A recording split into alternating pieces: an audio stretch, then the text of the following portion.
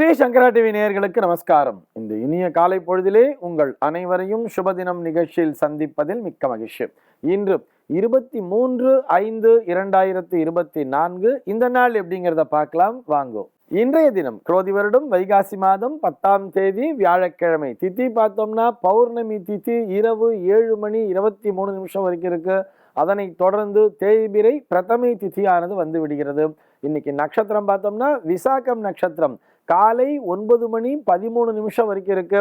அதனை தொடர்ந்து அனுஷம் நட்சத்திரம் என்பது வந்து விடுகிறது. இந்த நாள் முழுவதுமே ஒரு சித்தயோகம் கூடிய நாளாக அமைந்திருக்கிறது. இது போக பஞ்சாங்கத்திலே வரக்கூடிய யோகம் அப்படின்னு சொல்லி பார்த்தோம்னா இன்னைக்கு பரீகம் அப்படிங்கிற ஒரு யோகம் மத்தியானம் 12:09 வரைக்கும் கொடுத்துருக்கா. அதனை தொடர்ந்து சிவம் அப்படிங்கிற ஒரு யோகமானது வந்து விடுகிறது. கரணம் பார்த்தோம்னா இன்னைக்கு பத்திரை அப்படிங்கிற ஒரு கரணம் காலையில 7:09 வரைக்கும் இருக்கு. அதனை தொடர்ந்து பவம் அப்படிங்கிற ஒரு கரணமானது வந்து விடுகிறது. இந்த நாளானது ஒரு கீழ்நோக்கு நாளாக அமைந்திருக்கிறது. இன்னைக்கு என்ன ஸ்பெஷல் அப்படின்னு சொல்லி பார்த்தோம்னா இன்றைய தினம் சரப ஜெயந்தி அப்படின்னு கொடுத்துருப்பா. அதாவது நேற்றைய தினம் நரசிம்ம ஜெயந்திங்கிறத பார்த்தோம் இல்லையா. அதனை தொடர்ந்து இன்னைக்கு சரபேஸ்வரனுடைய ஜெயந்தி நாளாக ஒரு சரப ஜெயந்தி நாளாக பார்க்கப்படுகிறது.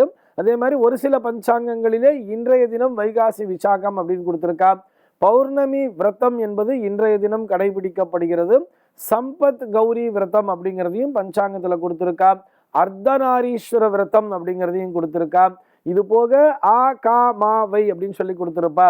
அதாவது இந்த ஆவணி கார்த்திகை மாசி மற்றும் வைகாசி மாதங்களிலே வரக்கூடிய அந்த பௌர்ணமி நாளிலே இது போல ஆ கா மா வை அப்படிங்கிற ஒரு வார்த்தையை கொடுத்திருப்பா. இது போக இன்றைய தினம் அன்னமாச்சாரியா ஜெயந்தி நாளாகவும் பார்க்கப்படுகிறது. பிரம்ம மொக்கட்டே அப்படின்னு சொன்னார் இல்லையா. அதாவது அந்த ஏழுமலையான் மேல் அளப்பரிய அந்த ஒரு பக்தி. இது போக இறைவன் எல்லோருக்கும் பொதுவானவன் என்கின்ற கருத்தை முன்வைத்து அந்த பிரம்ம மொக்கட்டே அப்படிங்கிற அந்த ஒரு கீர்த்தனையை இயற்றிய அன்னமாச்சாரியாரினுடைய ஜெயந்தி நாளாகவும் இன்றைய நாளானது பார்க்கப்படுகிறது. சென்னையை பொறுத்தவரை இன்றைய தினத்தினுடைய சூரிய உதயம் என்பது காலை 5:45 சூரிய அஸ்தமனம் என்பது மாலை 6:25 சந்திர உதயம் என்பது மாலை 6:23 சந்திர அஸ்தமனம் என்பது நாளைய தினம் காலை 6:06 சம்பவிக்கிறது. பிரம்ம முகூர்த்த நேரம் என்பது நாளைய தினம் அதிகாலை 4:14 முதல் 5:45 வரையில் நீடித்திருக்கிறது. இன்றைய தினத்தினுடைய ராகு காலம் சென்னையை பொறுத்தவரை மதியம் 1:40 முதல் 3:15 வரையிலும், யமகண்ட காலம் என்பது காலை 5:45 முதல் 7:20 வரையிலும், குளிகை காலம் என்பது காலை 8:55 முதல் 10:30 வரையிலும் சம்பவிக்கிறது. இன்றைய தினத்தினுடைய தினாந்தம்னு சொல்லி பார்த்தோம்னா இரவு 1:30 கொடுத்திருக்கா. சூலம் பார்த்தோம்னா இன்றைய தினம் தெற்கே சூலம் மதியம் 2:12 வரை அந்த சூல தோஷம் என்பது உண்டு. இதற்குரிய பரிகாரமாக நல்லெண்ணெய் தானம் விடுத்து தெற்கு நோக்கி பயணிக்கலாம் அப்படிங்கிறதையும் கொடுத்திருக்கா. இன்றைய தினத்தினுடைய ஆன்மீக தகவலாக நம்ம என்ன பார்க்க போறோம் சொல்லி பார்த்தோம்னா இன்றைய தினம் சரப ஜெயந்தின்னு கொடுத்துருக்கா இல்லையா. அந்த சரபேஸ்வரனுடைய மகிமை என்ன அப்படிங்கிறத தான் பார்க்க போறோம். அதாவது சரபேஸ்வரர் அப்படிங்கிறது அந்த அவதாரம் எப்பொழுது வந்ததுங்கிறது நம்ம எல்லோருக்கும் தெரியும். அதாவது ஹிரண்யகசிபுவை வதம் செய்த அந்த நரசிம்மரினுடைய அந்த உக்ரத்தை தணிப்பதற்காக தோன்றியவர் தான் சரபேஸ்வரர் அப்படின்னு சொல்றார். அதுவும் இந்த சரபேஸ்வரனுடைய அந்த 2 புறம் இறக்கைன்னு சொல்லி இருக்கும் இல்லையா. அந்த இறக்கைகளில் பார்த்தோம்னா சூலினி மற்றும் பிரத்யங்கரா, ஒரு புற இறக்கையிலே சூலினி என்கின்ற தேவதையும் மற்றொரு இறக்கையிலே பிரத்யங்கரா அப்படிங்கிற ஒரு தேவதையும் இருப்பார்கள் அப்படின்னு சொல்றார். இந்த 2 இறக்கைகளின் துணை கொண்டு நரசிம்மரை அணைத்தவாறு அவர் மேல் அந்த இறக்கையால் அடிச்சு அந்த நரசிம்மரனுடைய உக்ரத்தை தணித்ததாக சொல்வார்கள். நான் ஏன் இந்த சரபேஸ்வரருக்கு இவ்வளவு முக்கியத்துவம் கொடுக்கிறேன்னு சொல்லி பார்த்தோம்னா இந்த ஜோதிடர்கள் சொல்லக்கூடிய உச்சபக்ஷ பரிகாரமாக இந்த சரபேஸ்வரர் பூஜை என்பது பார்க்கப்படுகிறது. அதாவது நிறைய இந்த பில்லி சூனியம் ஏவல் அப்படின்லாம் சொல்றா இல்லையா. இதனால் பாதிக்கப்பட்டவர்களாக இருந்தாலும் சரி, மனநிலையிலே ஏதோ ஒரு அந்த பிரமை பிடிச்ச மாதிரி இருக்கா இல்லையா, இவர்களெல்லாம் அதிலிருந்து விடுபடுவதற்கான ஒரு பரிகாரமாக இந்த சரப பூஜையை மேற்கொள்ளுங்கள் அப்படின்னு சொல்றா. இந்த சரபேஸ்வரரை தரிசிப்பதன் மூலமாக அதாவது நம்ம கண்ணுக்கு தெரிஞ்சு தெரியாமல் இருக்கக்கூடிய அந்த எதிர்மறையான சக்திகள் விலகுவதற்காக இந்த சரப பூஜையினை மேற்கொள்ளுங்கள் சொல்றார். அதுவும் எப்பன்னு சொல்லி பார்த்தோம்னா, ஞாயிற்றுக்கிழமை நாளிலே மாலை அந்த 4:30 மணிக்கு மேல் 6 மணிக்குள்ளாக ராகு காலம் சொல்றோம் இல்லையா, அந்த ராகு காலம் முடிவடைகின்ற அந்த நேரத்திலே அந்த 6 மணி சுபாருக்கு அந்த சரபேஸ்வரரை வழிபடுங்கள்னு சொல்றார்.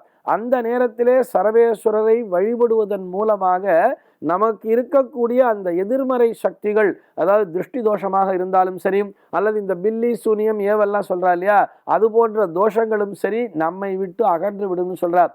சார் இது யாரோ எனக்கு ஏதோ பண்ணிட்டா போல இருக்கு, எனக்கு ஏதோ பிரச்சனையாவே இருக்கு, என்னுடைய வியாபாரத்துல தொடர்ந்து நஷ்டமாயிட்டே இருக்கு, ஆனா நிறைய வியாபாரங்கிறது வந்துட்டு தான் இருக்கு, ஆனா வர்ற பணம் எங்க போறதுன்னே தெரியல, அதுவும் பார்த்தோம்னா அனாவசியமான விரயமா இருக்கு, வீண் வம்பு வழக்கு வியாஜ்யங்களை நான் சந்தித்து கொண்டிருக்கிறேன் அப்படின்னு நினைக்கிறவ அத்தனை பேருமே இது போன்ற இந்த சரவேஸ்வரர் பூஜையை மேற்கொள்ளலாம்.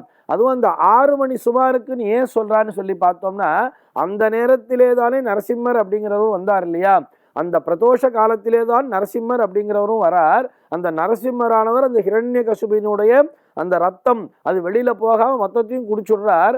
அதனால என்ன ஆறுது, அவருக்கு ஒரு உக்ரம்ங்கிறது வந்துடுறது. அந்த உக்ரத்தை தணிக்கின்ற விதமாக அந்த பிரதோஷ காலம் முடிவடைகின்ற நேரத்திலே தான் சரபர் உதித்தார் அப்படின்னு சொல்றார்.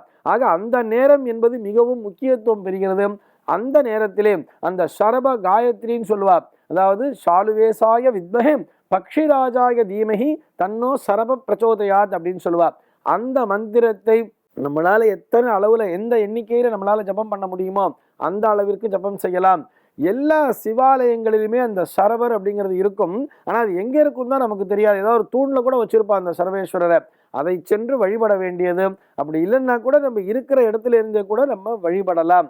ஆக இந்த சரபேஸ்வரரை வழிபடுவதன் மூலமாக நமக்குள்ளாகவே இருக்கக்கூடிய, நம்மையும் அறியாமல் நமக்குள்ளாகவே ஒரு ஆங்காரம்ங்கிறது இருக்கும் தெரியுமா, ஒரு கோபம் வரும் பொழுது நம்மையும் அறியாமல் ஆத்திரக்காரனுக்கு புத்தி மட்டும் சொல்ற மாதிரி ரொம்ப ஆங்காரத்தோட செயல்படுவார்.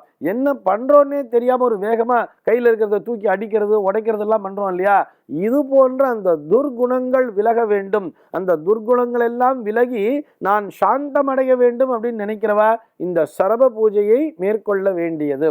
இந்த தகவலோடு இன்றைய தினம் நான் உங்களிடமிருந்து விடைபெற்றுக் கொள்கிறேன். மீண்டும் உங்கள் அனைவரையும் நாளைய தினம் ஒரு சுவாரஸ்யமான தகவலோடு சந்திக்கிறேன்.